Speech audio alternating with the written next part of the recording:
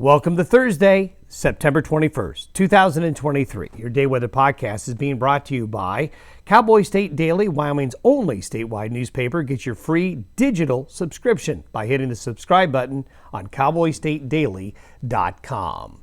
Well, for most of you, it's going to be another nice, mild day. We will see increasing clouds, though, areas along and west of the divide. And as we see that Pacific trough make its way more eastward, we're going to be looking at changes developing west to east. And with the first official day of fall Saturday, it is really going to feel very fall-like. But for the most part, it's going to be a fairly quiet day out there, but a cooling trend, especially along and west of the divide, but all areas by Friday and Saturday with this Pacific trough. What we're going to see is a real bias towards the wet in the north. So northern Wyoming, Montana, the Dakotas, you're going to be the most wet. On the southern edge of the storm, there's going to be a lot of wind. Central and southern Wyoming, well, be ready for windy conditions along I-25 and I-80 Friday into Saturday. We are going to be looking at quite windy conditions developing Friday and especially Saturday. Saturday morning in particular could be quite windy along I-25 and I-80. Now, it's going to be colder all areas. Those mountain snow showers are going to, again, favor those northern and western mountains, but a few snow showers in the southern mountains of Wyoming and northern Colorado will happen as well. But there's definitely a bias of the track of the storm to go north, and that's going to favor you folks in the northern areas for the most wet weather. Then the weather springs back. We have high pressure returning Saturday through Tuesday.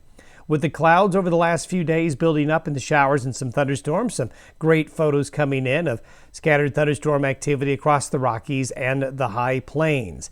But, we're getting close to that end of that thunderstorm season. It's not over yet, but we're on the tail end as seasons are changing. The satellite photo this morning shows very clearly the swirl of clouds here over eastern Oregon. This is the area of low pressure that is going to continue to slide very slowly south and east today, then accelerate Friday and Saturday and go right across central and northern Wyoming. So you can see it at the 500 millibar level this morning, that low there in Oregon.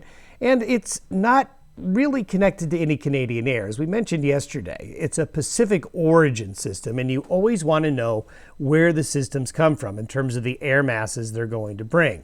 So it's a cool, moist Pacific air mass coming, and that's why it is going to be quite productive in some areas with moisture. By Saturday morning, you can see the eastward track going right across northeastern Wyoming near Gillette and Sundance there by Saturday morning. It's wanting to hook up basically with Interstate 90 and head eastward from there. This is where we're going to see the precipitation. You can see Montana, western Wyoming, northern Wyoming, eastern Idaho, then the Dakotas, the most wet, especially the central and eastern Dakotas there. We'll see quite a bit of rain, just plain rain with some embedded thunderstorms. Notice that along and south of I-80, you're looking at the precipitation being a lot less spotty, and that's where you're going to have the more wind. And there's the snowfall forecast. It's still basically showing the same areas we've been showing you over the last several days. Wyoming's northern and western mountains, the mountains of Idaho and Montana, have the chance of picking up the heaviest amount of snowfall. We talked about wind. These are the wind gusts that we're expecting from late tomorrow through Saturday morning. So you can see the yellow there right along I-25, right along I-80, the high mountains of northern Colorado there in the foothill areas. But the whole I-80 stretch is going to be pretty windy as we get into this Friday, Saturday time frame. So be ready for that. Notice there's much less wind up here where the rain and snow is going to be, but a lot more wind on the southern edge of the low. So that's why you really want to keep track of where those lows are tracking in terms of where the heavier moisture will be and where the wind is going to be. Now, this is the spring back. By Sunday into Monday and Tuesday, we do have high pressure.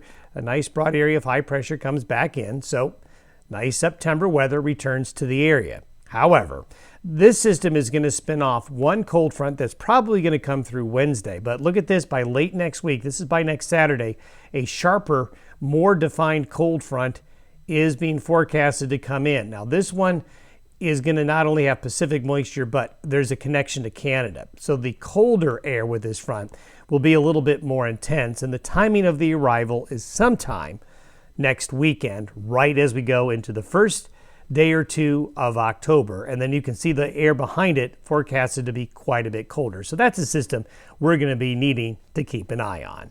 Have yourself a good Thursday. See you tomorrow.